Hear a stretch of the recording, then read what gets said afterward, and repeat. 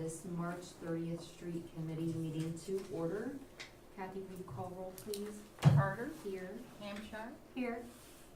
Okay, we only have 2 members of the street committee, so we'll keep making this work until this crazy year flushes itself out somehow. So Alan, if you wanna just go ahead, I have a couple things too that aren't on the agenda, just some emails that I've received that we can hit at the end, but we can go straight through the agenda first if you want to. Okay, before I jump in specifically to the agenda, obviously with the whole current situation, state of affairs, a lot of things are up in the air with what we're gonna spend money on versus what we're not gonna spend money on. I've looked in the budget for different things that we can save on, so I'll have some summaries in here, but also kind of hit things one by one as we go, so if there's any questions at any time, just jump in there. Okay, I was wondering about that. Yeah, so the town street trunk sewer, this one, I don't think we're doing anything different on this one. We're all full steam ahead, I guess, all ahead flank and so on, whatever else you wanna say there. Current status, contract's obviously approved, working through the contract documents with Spenco, not a problem there. They told me Friday that they think that they can get the, structures here next Monday. Really? The 6th. Okay, So, yeah, I guess that is next Monday. And they confirmed that today, that's still their delivery schedule. So they are planning to be out there probably next Monday to start saw cutting. They're gonna start on 310. I've coordinated with ODOT and we've made an attempt to coordinate with Etna Township. For years and years, it's never been a problem running the street fair route through Etna Township as a detour. Last year, Mr. Carlisle was upset that he wasn't informed and wanted us to inform him in the future. So on Friday, I asked Chris, we talked, and Chris sent an email to Mr. Carlisle letting him know this was our plan.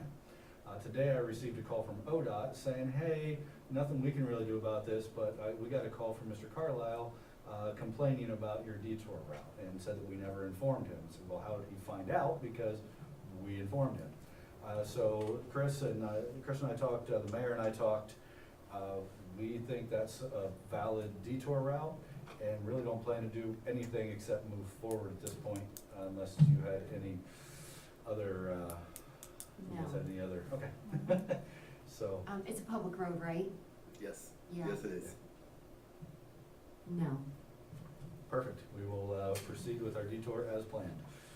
This is why we can't do this video thing. Yeah, and we've been happy to talk to him, he never actually called us, he just went to the state. That's fine.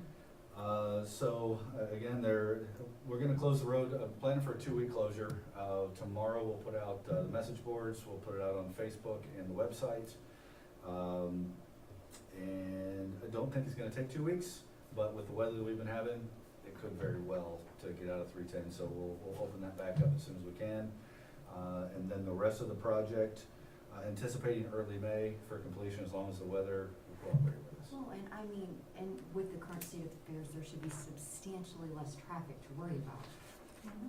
One would think, yes. So, I mean, if there's bright sides to this, I mean, that could be one of them. Yeah. So hopefully it'll allow the workers to,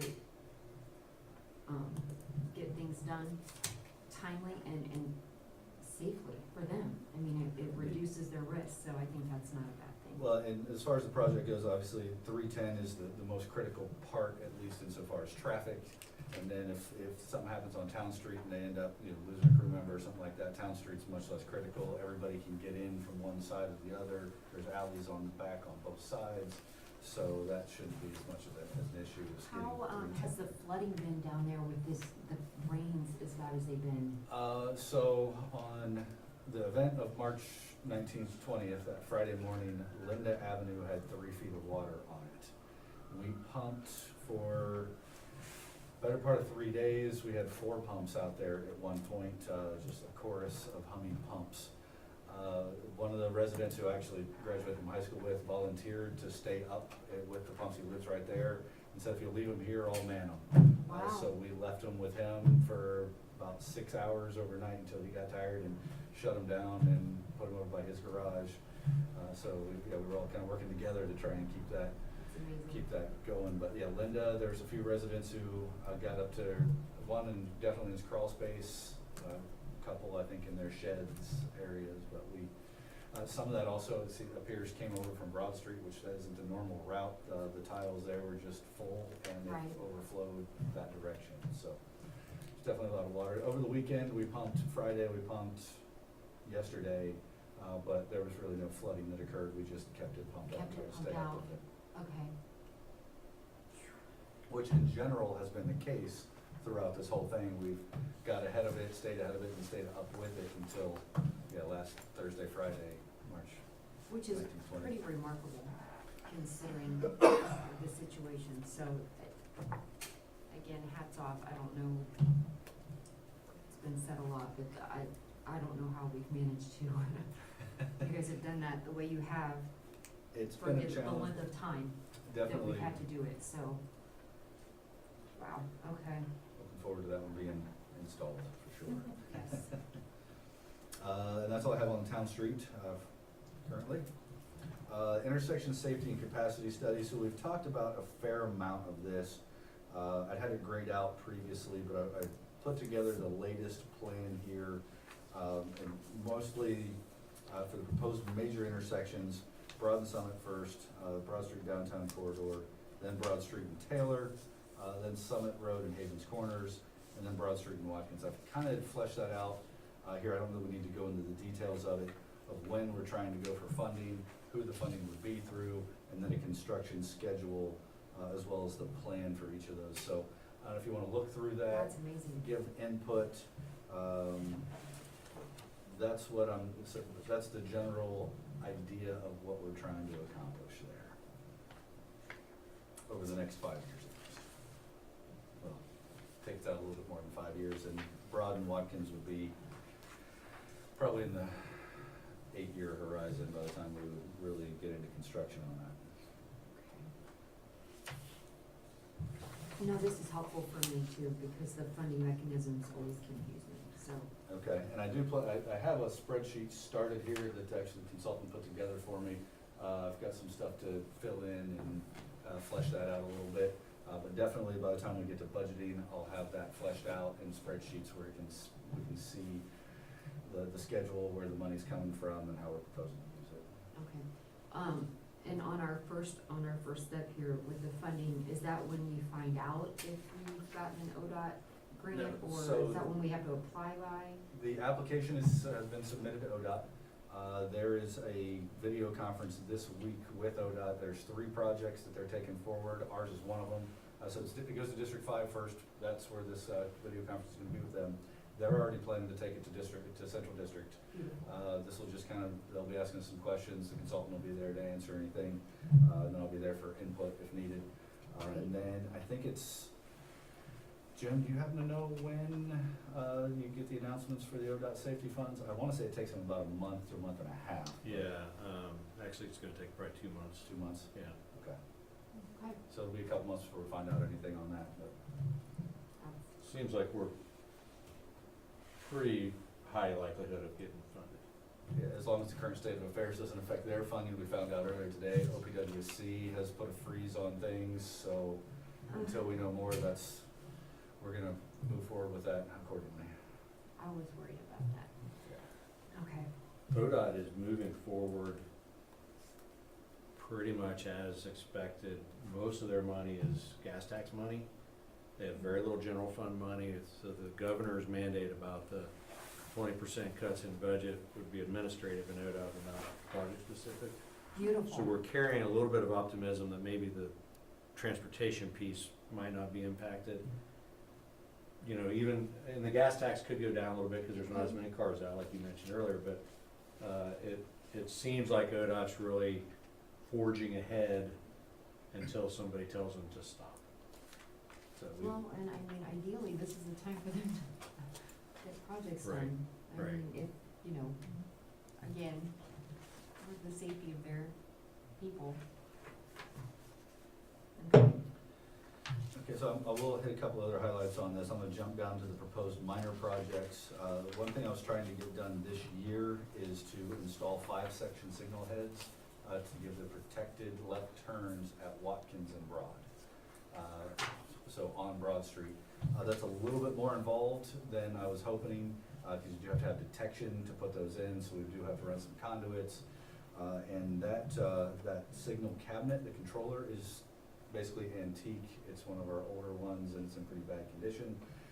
So there's a lot that would have to happen to make that happen. I do have the engineer looking at that as far as getting me all the equipment, all the information, and trying to get me at least a planning level funding for that.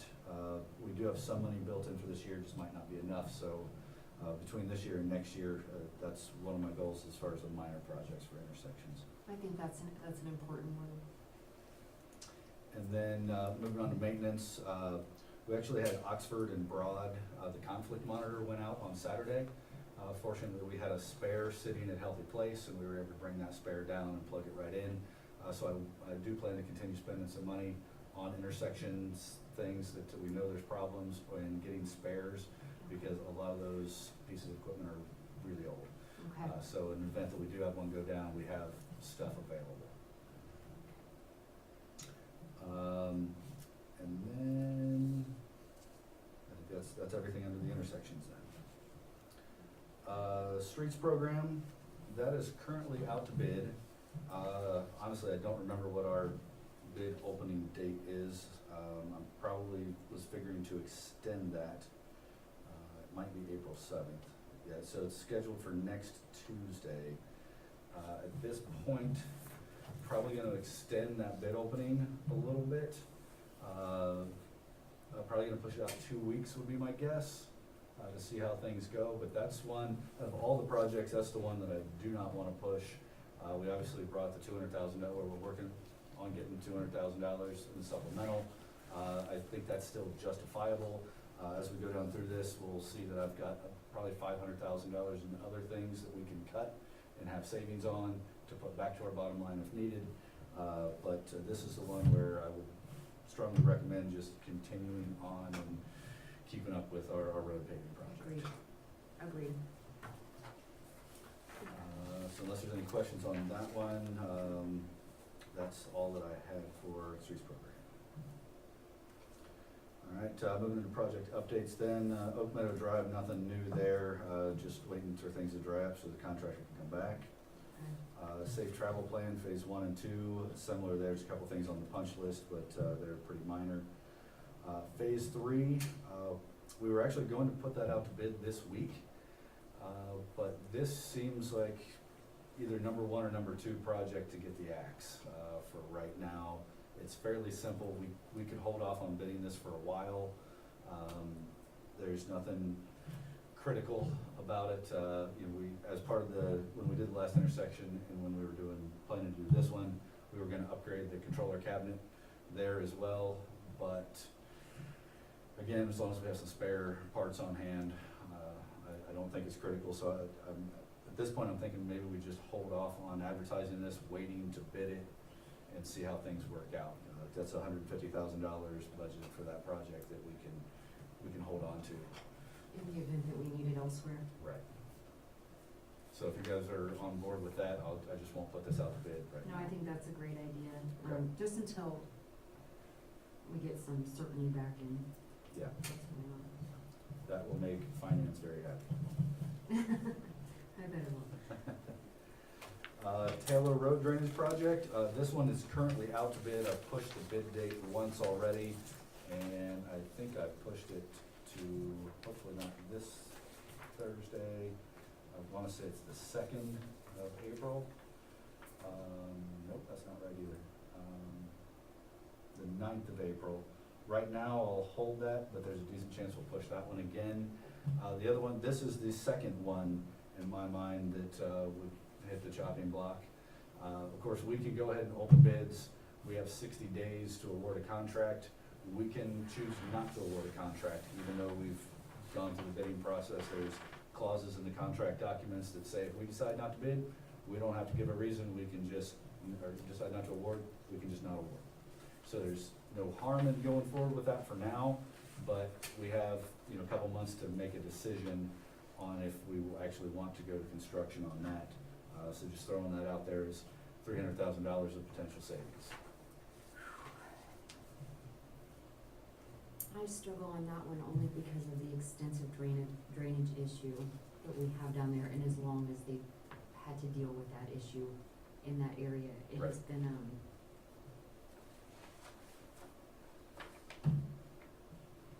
if we held on putting it out to bid and then went ahead and did it, how far behind the curve does that put us? So this one's already out to bid. Okay. So it's just, right now, I've just been It's delaying. whether we award the contract or not. Right, so right now, I've just been holding off on the bid opening. Maybe we go ahead and hold the bid opening on the 9th. We just, keep the distance between people, and go ahead and bid that, open them up and see what we get, see if there's something that's awardable. And then, we have a couple months to make that decision. Or I could prolong that process by holding the bid a couple more weeks and give us a little extra time to make decisions on that. What do you think about holding it holding it back a couple weeks? Okay, Um, well, I am reluctant to put you guys at risk, having people come in and out. I mean, I would like to limit the contact for you guys as much as I can, without, stopping processes. So, and I say maybe in a couple weeks, based on the state of affairs, we can, look at things and decide whether or not we should push it back a little bit further? Or, what do you think? Yeah, I think if we push it back a couple weeks, if nothing else, that buys us 2 more weeks to look at things and analyze where we think everything is trending to. And you also have the added benefit of less people in the building, so. That's kind of what I was, okay. okay, so right now I'll plan to just push that out to April 23rd. That's closer to the governor's date of May 1st now anyways. See where we're at with that. The streets Alan, program. if I could interrupt, we Absolutely. are doing our first streaming bid opening tomorrow. Oh, So nobody's allowed to come except us and the finance guy that's opening the bids. I think might be in Roseville. So we can let you know how that Would goes and you? how that works. okay, That'd be easy for us to do. Alan Brown's, okay. it's an Alan Brown project. Yeah, So he can, in fact, if you want, you could watch it tomorrow. If you wanna reach out to Alan and see when, how, and all that kind of stuff. I think we could do something very similar to what we did for the directors meeting and probably accomplish the same thing, maybe you and Jamie, Okay, but we could do that. okay, so for Taylor Road, we'll go ahead and push that one out just because of the other situation, but for the streets program, right now it's on for next Tuesday, so we'll see how that works out, see if that's something we can do. Also, reach out to the contractors and see if they're ready to put a bid in. I know on the Taylor Road one of the contractors called me and said, hey, I wanna put a bid in, but, we had somebody, basically they're all in quarantine, couldn't put their bid together. Right. So obviously, we wanna get as many bids as we can. So I'll have the consultant reach out to the contractors, see if they'll be ready by the 7th, by Okay. next Tuesday. If so, we'll go that route. If not, we'll push it back until we think they're ready, because obviously, we do wanna get some good bids on the streets program. Okay, that's interesting. I would like to see how that goes. So if we don't push it back 2 weeks, so the only thing we would lose from that is the extra 2 weeks of analyzing the financial situation. Because we would still, With the streets program, but that's again the one I wanted to just move with, forward with. that's right, I had the 2 mixed up in my head. Right, that's so nice. we're gonna go ahead with the streets program, Yes. and then Right. we'll wait for a couple extra weeks on the Taylor. drainage, Taylor Road drainage, and see. Yes. Thank you, I'm sorry about that. No, I had it that's mixed right, up. there's Yeah. Okay. Okay, so we'll plan for that then. Next item then is the Taylor Road Path Project. I did ask MP Dory, who put the fencing up, for a quote. They're also the ones that do our signal stuff. They've been responding to our signal stuff, which is obviously important. I have not got anything back from them on the fencing. I will call them this week. Yeah, the mayor, mentioned something to me, I guess he's gotten a couple of calls about the one right there at my complex with Okay? where it's, impeding the vision for the people pulling out. Yes. And he asked me something about, like, what was taking, like, a layer of it off, like lowering it by Oh. one on that side. Interesting. And so I kinda looked at it as that might work. My Yeah. apologies, Alan, I was supposed to tell you that. Oh. Yeah, Chris told you that. Didn't run into him in the office? I completely forgot. I did not. But, so I kinda looked at it again, Yeah, and, it may look okay if we do that right there. okay. We could almost, I like the outside the box thinking. So we could take the one full section off, or potentially we could add another post and take just half a section off and still make it kind of look like a step down, almost like it was intentional. Yeah, like it was supposed to be that way. Well, and when he and I were having that conversation, I was talking about, the extended, that left turn lane that Yeah. allows you to pull up a little bit further. And I was thinking that from one side to the other, maybe, like putting a crosswalk with some lines in it to like alert people, like, slow down and then the stop on the other side, but it doesn't line up. I mean, the Yeah. one walk doesn't line up to the other side, so it wouldn't, I don't think there's a good way to do that. Yeah, So you guys are talking about taking a section of it, like maybe it's in 5 sections, you're talking about taking an end one off. I thought you meant top to bottom, taking a whole, No, that's what we were talking about yes. from top to bottom, Oh, like okay. literally like slicing a layer of it off and bringing it down. okay, Yeah, I think there's 3 There is, levels there's of 3 boards, and we take tiers. the top level off. And there could be a way to like graduate it so it looks like it's supposed to be, I don't know, or if it'll just look like we chopped it. does it have to have both sides, cause the one side is to protect from The pond. the pond, but some of them further up only have one side. Well, and that was one of my things that surprised me when they put them in, because, initially, the contractor Yeah, on if you're heading north towards Havens Corners, on the east side of the road, they just put one right, along where, you would fall off into that little creek. On the other side of the road, they didn't put anything, right. which was equally as treacherous. Right, but is But there a so then we sidewalk there? came or- back, Oh, yeah. and I was under the impression they were gonna put up one, but they put up one on each side, Right, on the west side of the road, but not on the other, so now and it, it's not right at the end of the intersection, right? It's over a little bit, so it's not like they're trying to protect a car from coming straight through. So the idea there, and this is into Faith Ann Drive, is, one side was to protect, because it wasn't part of the original contract, so we wanted to provide some safety there. So one side was the pond, the other side is, there's a culvert right there, and it's about a 6 to 8 foot drop off. yeah, it's a pretty steep Okay. into that culvert. And it's close to the road too. And it's a good idea. It just, I didn't think we, took into account that it would, Yeah, make it hard to see. The original plans left a little bit to be desired on where all the fencing was placed. Of course, that was an ODOT project. I got here about halfway through that and tried to comment where I could, but Right. that's something I didn't catch either, so.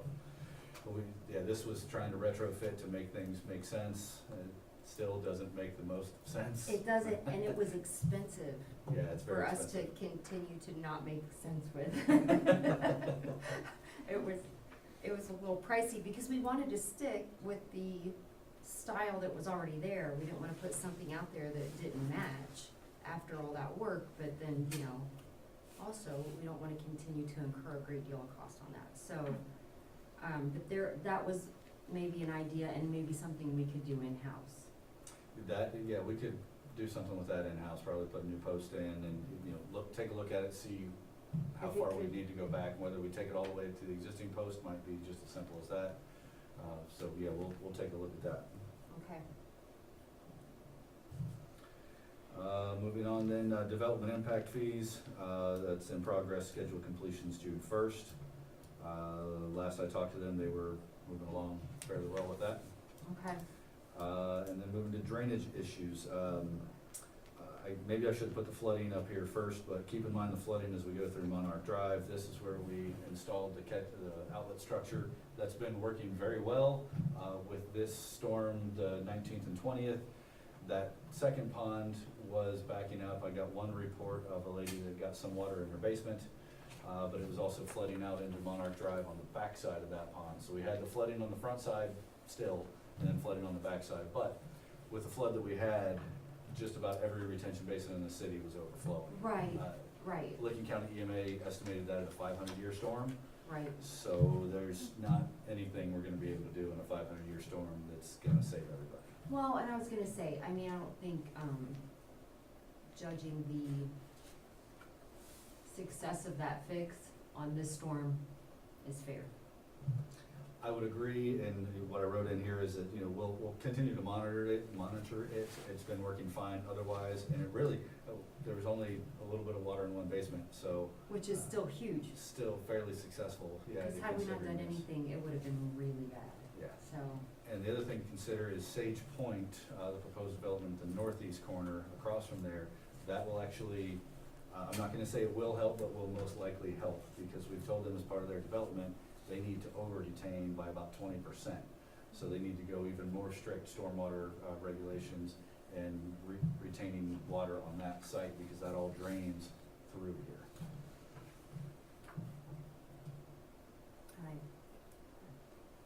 I'm not really allowed to talk about Sage Point, but I'll let you talk about Sage Point. They've made a fair amount of concessions, and if they would have done some of that from the beginning, I think we'd be a lot further along. Anyways. Cool. Alright. Okay, so then moving on to the flood, 500-year storm, there's nothing really that I didn't already say there, other than I know I've had at least 40 calls between calls and emails. I'm still working through those, trying to get back to everybody. Of course, as I'm gonna hit later on, the service department's down to critical function only. So I have been out to look at critical items, culverts that were plugged, that sort of thing. We've got some log jams, which I'll get into here in a minute, that sort of thing. But otherwise, I'm gonna kind of pace it. I'm driving separate from Jason. We'll still drive around and look at items, but a lot of them we're not gonna fix because we're on limited Right. hours right now. So we'll work on planning and do what we can and get back to people and investigate with the hand we're dealt, I guess. Yep, okay. Alan, if I could add, just, sounds like you guys get it on the drainage, but, South Fork Licking River, which starts in Pataskala, goes down to Hebron, and then goes over to Heath, which is where all the flooding in Heath was on. Right. The river gauge in Hebron was the highest it's been in history. Oh, really? Higher than the flood of '59, which was the magical flood that we all hear about, that Yeah, nobody remembers, but, that's where they had the totem pole at the Owens Corning plant in Newark. It's like 12 feet in the air, yep, where the water elevation was. But as we've been diving into that, there's been a couple interesting things. One, Alan mentioned the 500-year storm. The Port Authority's rain gauge showed 5.48 inches, I think, of rain in 7 hours. 5.48 inches of rain in 24 hours would be considered a 500-year storm. 100 years. Or, I'm sorry, a 100-year storm. That amount of rain fell in 7 hours, so less than 3 times wow. faster, more than 3 times faster. The other interesting thing that I think comes up in a lot of, especially with councils and mayors, is we were looking at the history of that rain gauge. Of the top 10 events in history, 3 of them happened before 1960, and 5 of them have happened since 2000. And now 6 of 11, because this one last week wasn't on that list, so 6 of the highest 11 events in history have happened in the last 20 years. Argue global warming, argue development, argue whatever you want, but something has Something's changed. triggered, yeah, there's a, And yes. we're trying to figure it out from the engineering side of just, Right, is there something that doesn't get done right, or, we're that's trying to, caused, right. we're trying to see that as good information to work with, we just don't know what to do with it yet, but very interesting. Actually, it is information. interesting, so if you Yeah. figure it out, let me know. Yeah, Just we're for- on it. Just for, out of curiosity. Yes, I found some weaknesses in my own house during this last, Right. that I wasn't real pleased about, so. Okay, So the only other things that we didn't have any critical failures of anything, we had several berm washouts, those have all been pretty much replaced. We did discover a couple of culverts that are in need of replacement, I'll get to that here once we get down to the bridges and culvert section. So moving on from the flood then, Halloon Lane, this is another area of potential savings. We did budget $100,000 for work on Halloon Lane this year. I would still like to use some money to acquire some easements and maybe get one section installed. Obviously, under the current situation, we're not doing anything, but once we get back up and running, that would be what I would try and do, which would use maybe a quarter of that. International Drive, that might be a place to use some of that money if it's available, which I'll get into International Drive here shortly as well. And then the remaining dollars would potentially be savings for that. I think we should definitely move forward with the easements. Okay. Only, those just seem to take a decent amount of time. So, so if we already had that part done, because I think that's held us up on other things Okay. with that particular area in the past. But I agree that that's poor Halloon Lane, but that's Yeah. a place that we could save some money again. Yep, and so once we get back to normalcy, I'll try and start reaching out to there's one section that I think is the most critical, at least a good starting point. So if we can reach out to them, try and get that easement, maybe get that piece installed, and just keep hitting in the phased approach like we've talked about. Okay. International Drive then, so this is already on the major drainage list. Recently, I've discovered that there's at least 2 people who've had some fairly significant basement problems with drainage there. The drainage out there is a little goofy, for lack of a better term, so I'd like to move that up on the list, and if there are some savings between Halloon Lane and some of these other things that we feel like we can use later in the year, I would like to move forward with at least getting something designed for out there, because it's in need, for Okay. sure. Okay. Okay, so then moving on to bridges and culverts. From the 19th to the 20th storm event, we have at least 3 known log jams on bridges. One's at Key Boulevard, one's at Creek Road, and the other's the Municipal Park Walking Path Bridge. Those are all need to be moved out of there. They could cause further damage or damage to the bridges. So the H&H Clearing did this for us, removed some log jams last year. We've reached out to them, they're gonna be giving us some proposals. I do anticipate the cost of this for all 3 of them is probably gonna be in the $20,000 range. We probably do them as separate individual projects, but they still may need to come to council for approval, just because of the dollar amount. When do you think that will come to council? As soon as I can get proposals. Okay. I think Jason was meeting with them this week. I doubt I'll have it in time for the next council meeting, it would probably be the next one, again, if we need to come to council for it. Okay. And then we discovered 2 culverts, we basically got some calls about, flooding, so we checked out the culverts. There's 2 of them that were that need replaced sooner than anticipated. One is on West Avenue, basically we got a call about a sinkhole last night. So Jason went out and checked it out. We did a temporary repair today, but the bottom of the culvert is in very bad shape. So this one, this is Spenco, has worked with us on other culvert repairs like this. They've been able to move quickly, work with us where we do some of the trucking to save cost. I anticipate as soon as they're freed up from the trunks, the Town Street trunk sewer, that we would get over to West Avenue and get them to replace that one basically as soon as possible, Okay. because it's in pretty bad shape. Fortunately, it's a low volume road, and we're gonna continue to monitor it. We think the repair that we did will hold up, but it's gonna need replaced very soon. Then Cable Road, I put west, it's actually just east of Main Street. That one has some section loss at the water line. It's not critical, it's this year or next year, but I would like to try and do that one this year as we go down through a couple of the other ones that we had scheduled for this year. They're not gonna be as costly, so I think we can get both of these done within the existing budget without any problems and still have savings. Okay. So then the next one, the Headley's Mill Bridge, this one's been on there for a while. It's twin 60-inch culverts. Anytime you're spending more than, I think it's 8 feet, it's considered a bridge. Yep. This one has piping, which means the area between the two pipes, there's about a 2-foot gap between them, is starting to erode.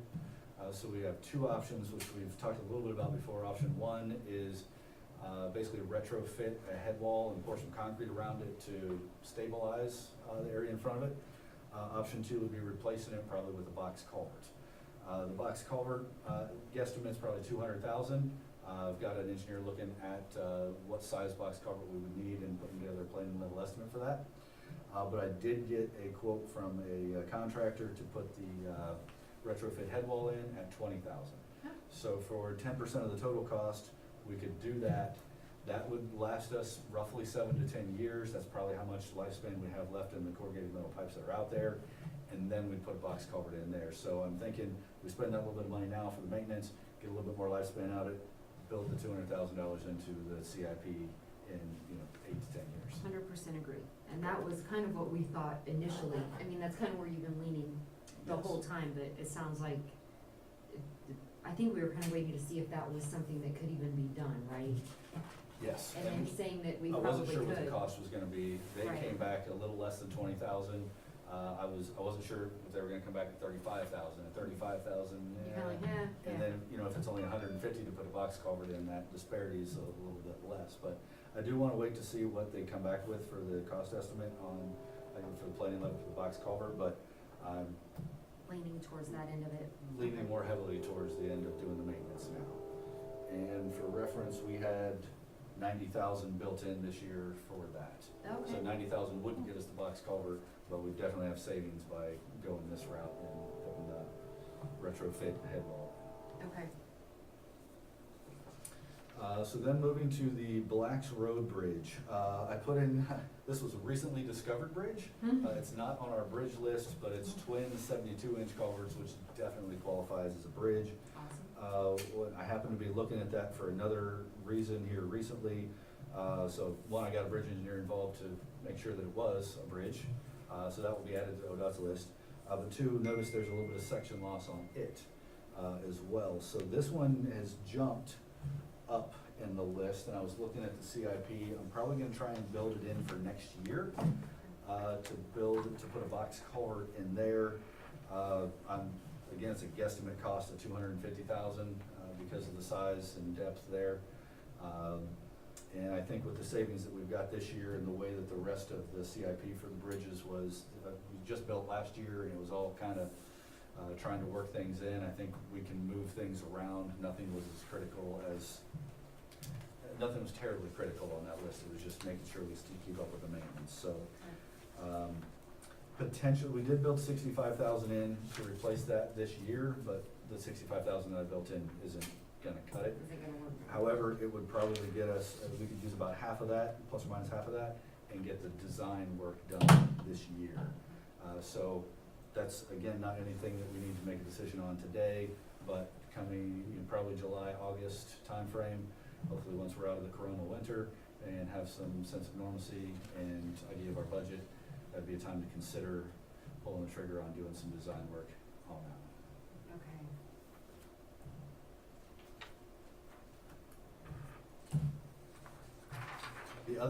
The other option we have on that one is, and what we're planning to do is doing a little bit of maintenance. It's probably less than $5,000 of maintenance to prevent piping on that one, but again, there is section loss on it, so replacing it sooner than later is a good thing. But the maintenance is gonna be necessary anyhow. Yes, in the meantime, just to straighten, it's mostly stuff we can do in-house. It's just putting a little bit of concrete around them, putting some riprap around them to armor them, and straightening out the channel so that it actually comes straight into the culverts like it was originally designed. There's just a sandbar that's kind of pushed it to the Kind of side, push it sideways, so we okay. can dig that out. And then I just kind of give a little bit of a summary of our bridge and culvert budget for this year. Again, we had 90,000 for Headley's Mill, only 20,000 is needed. The Blacks Road, we had actually 65,000 budgeted for that, and I think we could use less than half of that for design. Cable Road Bridge, scour repair, we have $55,000 built into there. That's the one at the school, the high school. They need to extend that bridge. When they do that, we will need to they'll actually have to dry it, pump around it to install what they're gonna install. When they do that, we think right now we can just armor it, which will be much less than 55,000. Basically putting some riprap and or some concrete in there to, basically protect the foundation, Oh, cause there's good. scour around the foundation. We've looked at it a couple times, we don't think it's getting worse, we think it just needs to be protected from getting worse. So I wanna leave that money in there in case it's worse than we actually realize. Right now, it's all muddy water, we can't see down there, but once they get that pumped out, we'll be able to, we'll have a plan and a contingency plan for when they get that pumped out for our work. Okay. And then, so, yeah, savings, we've got a fair amount of potential savings there if we need it. That'd be great. Let's see, Heritage Town Center, we talked a little bit about this, at the last street committee meeting. This is where they're proposing elimination of the right in, right out, extending the right drop lane, and installing a left turn lane in the current area that's, Gore area that's hatched out, excuse me. They did provide some information, I didn't think to print this out for the meeting. I personally don't have too much of an issue with it. We did notice that part of the problem is the way that's striped out there, and they can make that right turn lane more appropriate if they shift the striping a little bit. Right. So it's almost to the point where it's like now we kind of know there's a problem. So it's all, we should consider doing something about it, arguably. So if they're willing to take care of that as they do this, maybe that's not such a bad thing. They haven't been bugging me about it recently. Again, if you wanna take some time to think about it, I don't think I have an issue with it. And I think it kinda takes care of that issue that we do have with that right drop lane not being wide enough. Yeah.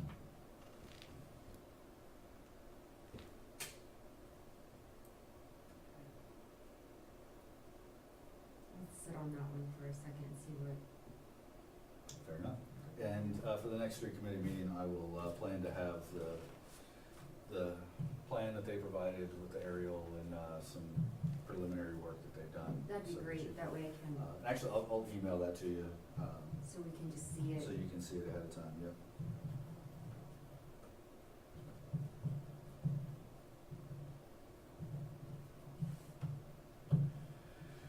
Moving on then to personnel, we do still have the crew leader position on for the second reading of that ordinance. It, of course, says two crew leader positions on there.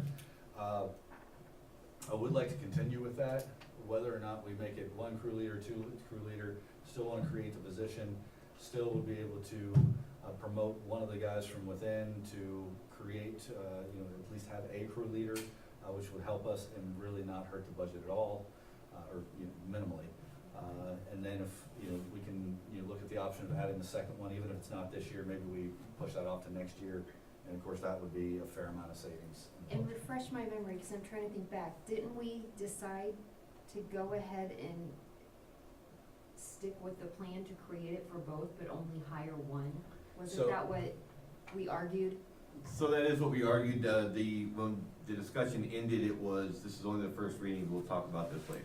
Correct. So we never came up to a final decision, but I definitely think there is a value in creating the two positions. It does not mean we need to fill them, and Well, Alan and that's where is, my thought is, because they're still necessary. Right. I mean, overall, it's still necessary, so my thought is we still move forward creating both positions, and then council can decide whether or not to fill one or two. But it's still there for future, so you don't have to go back through the process. Exactly, it would just speed things up for when we are financially able to go to a full staff. Cause it's not a question of whether you need the positions, it's a question of whether we can afford to fill both of them. Correct, at this. So, okay. Other things with personnel, so, we did have, two seasonal positions in the 2020 budget. We've decided with the current state of affairs and with, we were kind of running behind on that whole process, we're not gonna worry about seasonal positions this year, so that'll just go straight back to our budget. I don't remember exactly what was budgeted in there, but it was two people for a better part of 3 to 4 months, so there's definitely some savings there. What happens, what doesn't get done with those when we don't fill them? So we've never had the seasonal well, we had one seasonal position but we actually lent that seasonal position to the parks basically previously. Right. So we wanted to get these just to ramp up our capabilities, be able to use seasonal positions for maintenance of traffic, mowing, different places where it doesn't take our more skilled full-time guys Right. to do those. So it was really, and obviously with the current state of affairs where we're not up to full We're speed on behind doing anyhow. projects, it doesn't make too much of a difference. Well, it does make a difference, but it's Less No. impact this year than it would be in a, correct. if things were on normal track. And Correct. there's some savings. Correct. And then, of course, I just put in there that we're only responding to critical operations, roadway, we're still gonna, check roads, daily for, dead animals and such and keep those clear. We'll keep a running list of potholes, and I do plan to bring guys in roughly once a week, to do potholing. We'll just take 2 different trucks if they need it. That way we keep up with that. I don't wanna get behind on pothole, repair, but other than that, unless there's flooding, drainage, damage, trees down, those, we're trying to just respond to those calls, otherwise just keep people, away from each other.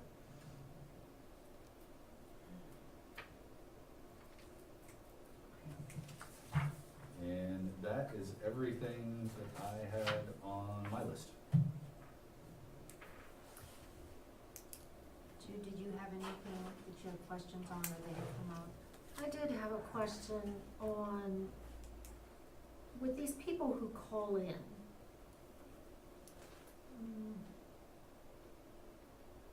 I don't know how to word it without sounding like a jackass. Good preface. Jump right in. What responsibility of their own is it? They carry homeowners insurance, I'm sure. We don't necessarily say, oh yeah, that's our problem, but, I mean, So on the grand scheme of things, the basic answer is the city's exempt from a lot of issues that they would have. However, we do try and be responsive and responsible. So a lot of times, people wanna be heard, so I definitely, take the time, let them vent their issues. And if there's a solution, I definitely take the approach of I will come out and I'll take a look at what caused the problem, try and make them understand the situation, the hydrology, topography of the area, but do respond, and usually I'll tell them, get back with me, call me back in a couple weeks once I've had a chance to take a look at it, because there's so many people that call me that I don't remember to call them back all the time. So, does that answer the question? so you could hear from 50 people and there could be 500 people that were affected. They are thinking, it's my problem, I'll pump water out of my basement or not, or whatever, and carry on. Yeah, I would imagine, there's definitely lots of people I've talked to in the 4 years I've been here. Some people called multiple times, and at the end of the day, it's like we've done what we can do, and they maybe finally realize that. So we definitely get new ones in for new situations, and we address what we can when we can. Obviously, we only have so much resources to go around. Well, and we've, the drainage issues have been a problem for us, a substantial problem probably in the past 3 or 4 years. To where we've actually created a list of top priority ones to fix. And really looking at, we had to create a list to begin with just to see what was our issue and what wasn't our issue. Well, that Cause was there's a one lot the- of them yeah. that, and it's hard to help people understand, but I mean, there's a lot of flooding Right. along Summit Road. And they get very upset, but it's simply not something that it's our responsibility to fix. That's what I was to say, I never thought to call somebody if my basement flooded, huh? I mean, Right. So, yeah, most of the time with basements flooding, there's not much we can do other than try and, do some retrofit storm sewers, which, we've been trying to do. And of course, if you ask Kathy and Louis, they could tell you they've been dealing with the drainage issues in this town for long before any of us were around. It's just, we're at the summit of, Summit Road really is the break point between the Scioto and the Muskingum watersheds. And you would think because it's high, it would drain well, but we're just so flat, when, in the Just headwaters, when the Licking River's full, that water just can't go anywhere, is a lot of our problem, so. okay, yeah, that was just one question that I had, so. Yeah, that's, Happy to answer any drainage questions I've been dealing with. It's exactly what I thought it was, yeah, legit, yep. yeah. You know you're in a tough spot when you drive by your yard, like at lunch, and there's ducks in it. It's like, oh, Yeah. oh, man. Yes. I know, there was water raining onto my steps inside my garage. I was like, oh, shit. That's not supposed to happen. But no, I didn't think I needed to call anybody, except for my husband. about that one. Well, Yeah, I agree. Well, and a good example is, up here, Isaac Tharp, that's a new section of the settlement that got installed in the past couple of years, and a lady said, well, I think the engineering was done wrong, and I said, well, if we designed to a 500-year storm, you probably wouldn't be able to afford your house, because the developer's gonna pass that money on to you. Right. And people do sign those things when they buy it, that you understand that you're, you know. So, okay, that's all I was Decided. checking. Right. It's exactly like I thought it was, so I thought it was a little strange that like 30 or 40 people called you. I thought, huh, interesting. Well, the other challenge is that the only people that get flood insurance are people that would be flooded by the rising river. So anything that's a drainage problem that doesn't get the water to the river, which typically also isn't the city's, Yeah. neither our responsibility, nor do we even have the right Right. to go in there. So a lot of these people that get damaged, when they find out that their insurance doesn't really help them, it's That, that's problematic. exactly what I was about to say, is when they figure out that they're not covered, because people don't realize, being one of those insurance people, the language in that policy that what isn't is not covered from water.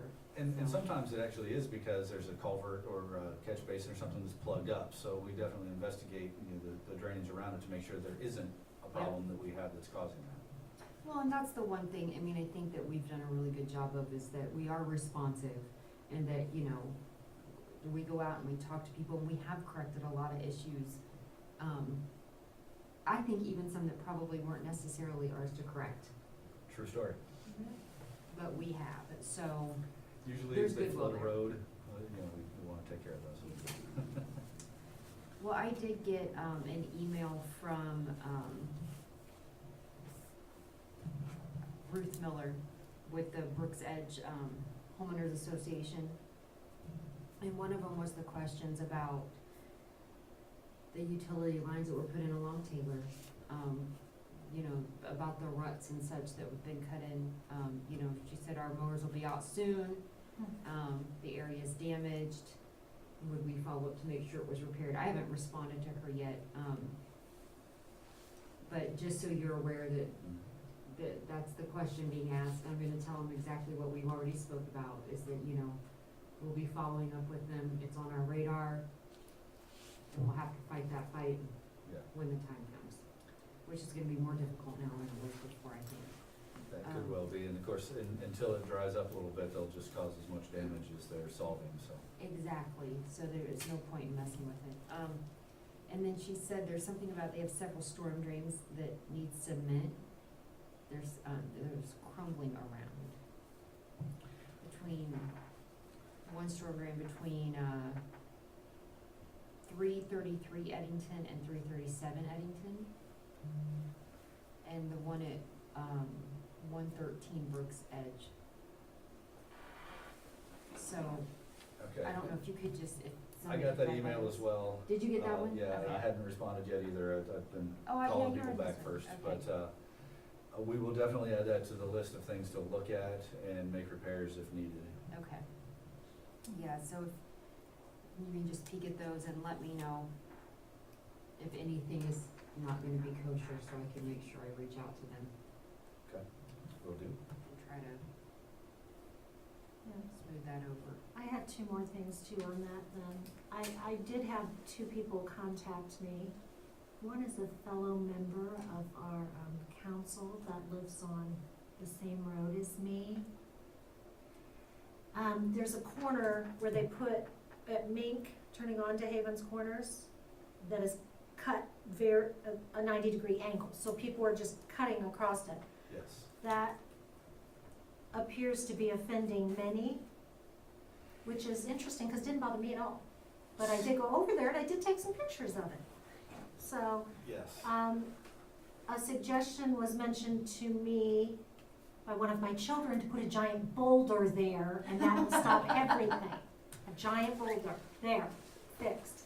But someone else had mentioned to me that maybe a better thing to do would be to put down a little bit of gravel.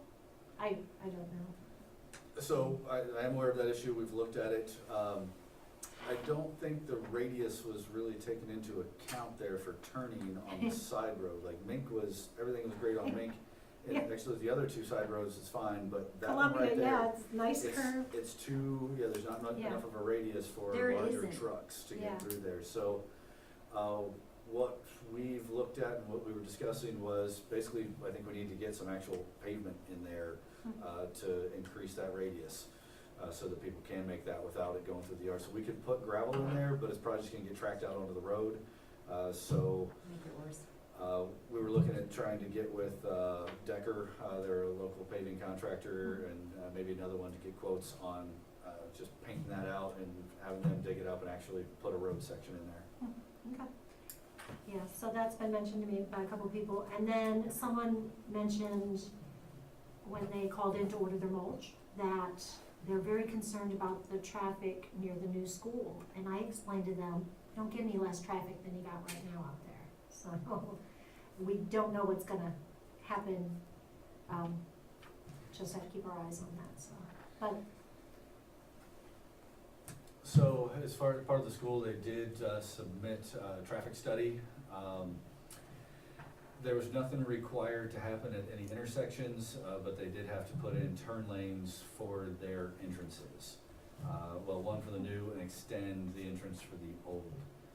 Other than that, we did not have anything in place that would require them to do anything at any of the intersections. The impact fees that we're working on will address that sort of thing moving forward. Well, and Jude, I don't know how familiar you are with the plans out there and what they've done, but the plan is, the school times were all changed around, yeah, they so staggered everything. staggered, because there is going to be more traffic out there, because there's going to be 2 schools versus 1. But they have created it in a way that, all the students will enter in one area and park, staff enters off of Summit to park, buses will enter in a different section, so there hopefully won't be bottlenecks. And then they are creating a road between the 2 schools, so, traffic between the 2, people traveling back and forth from the middle to the high school or whatever will be internal, and they won't go out onto the roadway. I think that'll help a little bit. I don't know, the traffic out there with the construction's been pretty heavy, so I actually think once it's done, it'll be better, personally, so. I forgot about the staggered start times as well, and that was a Well, and resolution to somebody that. told me that, and I don't know if this is true or not, but that they were going to, pave that entrance that they have onto Mink and make it an actual entrance. That is not part of the plans, I do not believe. What's that, the old farmhouse? Is it? Oh. Oh. Well, you know where that big white So barn that place is, that we're Yeah. looking at. where we keep all of our crap out there? So they were gonna Okay. Yeah. pave that so it could be an additional entrance. Now, the middle school, I think what people also aren't thinking though, is that whereas the high school does have student drivers, the middle school does not have students that drive to school. So you'll have an increase in staff, and you'll probably have parent drop-offs like you do now, but there won't be an increase in teenage drivers necessarily. It's also a loop too, whereas where you're at the middle school now, they've had to make their own loop. Yes, and it goes out onto the road, and Yeah. and there's an actual, the horseshoe is Yeah. designed, and it's Huh. only 7-8 building. So whereas the current middle school has 3 grades, this one will only have 7th and 8th graders. So there's substantially less kids Yeah. at that one then. So there is going to be an impact, I don't think it's going to be as bad as what everyone thinks it will be. And the potential good news, at least for Havens Corners and Summit, that's built into my intersections here, is hopefully trying to put a roundabout there. And that is one thing that Sage Point may help out with. They've, I believe they've dedicated between 90 and 95,000 in impact fees they could be used at either of the intersections of influence to that development, which is Cleveland and Summit and Navens Corners. God, I don't know what else you could do at Cleveland and Summit. Not a whole lot, that's why Havens Corners Cleveland and Summit, is I can bad. use that there for sure. Yeah. Well, and the roundabout, I mean, I'm not a fan of them myself because I'm not that aware of a driver and it's just more things. A red light is a red, you know, to me, a red light is a clear indication of what I should be doing. But I will say that given my studies of them, they are definitely statistic-wise the way to go. well, and I have to say, the ones that, you know, with all of my people in all of their sports, and the schools we travel to, the schools, as you're traveling, when you go through busier areas that have the roundabouts, it does keep the flow moving. Or when it backs up, it clears out much quicker. Yeah. So I think it's, for that intersection, we've thought about it a lot. I think that's the only fix. My biggest concern for that intersection is that in order to get that work done, is we're gonna have to shut it down. And it's gonna be shut down, my guess is a year. And that's just a layman's, you know, guesstimate. It would definitely be a construction season. Yeah, so where are you gonna reroute all of that traffic? But it all got rerouted to there when the other roads were getting done, so And it- you know that, you know. And it was a short amount of time and it was Yeah. awful. So, and we're gonna have another school out there. So that's my thing is, but I'm an impatient person anyhow, but you know, that's why I'm like, I don't wanna, I hate waiting on stuff like that. I just see the buildup coming, so. But yes, that's, I think that'll I think there's gonna be people unhappy initially, but once we get the fix in, it's gonna make a huge difference. And we have talked about making sure it doesn't need to be anything on a huge fancy scale. I mean, it, you know, something that fits the area. Doesn't need all the fluff in the middle and all the craziness, so. Indeed. Definitely appreciate the recognition of it, because statistically, like you said, they're safer and they're more efficient. And I think maybe some of the generational gap, the kids, the younger ones seem to not have much problem with them, because they just get used to them as their new drivers, so. It's the old people like my husband that stop in the middle of. Yeah. I always can't believe there aren't more accidents on them, but there really aren't. Yeah, the town I grew up in, we called it the Circle, but we had one right in the center of town in Greenville, and so my whole life, you know, if you're gonna keep going, you stay to the outside, if you're going, you get to the inside, it's just a thing, so. Well, probably out there, that would probably be a one, It'd be just a one lane, Yeah. yeah. It'd have to be mountable so that combines and such could get over the top of it. And I don't think we need any of the decorative stone or anything like that. We just need basically pavement out there and some delineation. And I don't know if Jim could speak to, is there any way to keep traffic running through one of those when you're putting a roundabout in, or is it a complete shutdown typically? I think it's a complete shutdown, but. Well, yeah, because of the Put you on the grading spot. and, I mean, even the Yeah. ditches, I mean, when I just look at the area out there, Yeah. it looks like a nightmare. Yeah. So, I mean, the ditches are really deep and, I mean, it's a, If we wanted to try to keep traffic moving, then we would look at it from the design perspective that way. It adds to the time and it probably adds to the cost, Right. which is where you start to run into the pros and cons of whether to do it that way or not. But it could probably be done. It probably is in the best interest long-term to just shut her down and do it. Do you have experience with the duration for construction of one? Newark's was about 4 months. And they did close the road, but they were able to. They had a side driveway back to one of Yeah. the schools, but they closed it for everything else. about But 4 months. they did theirs in about 4 months, so that wasn't too bad. So, They didn't have like a lot of drainage challenges and things like that. Utility relocations is always a stress point, drainage is a stress point. and then other than that, they can kind of get in and get out.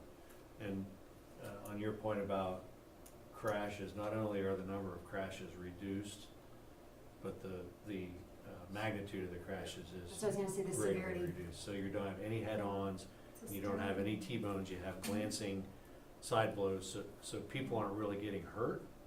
Cars are getting nudged a little bit, but people aren't getting hurt, so that's just a huge piece of it from the city perspective, is just making it that much safer.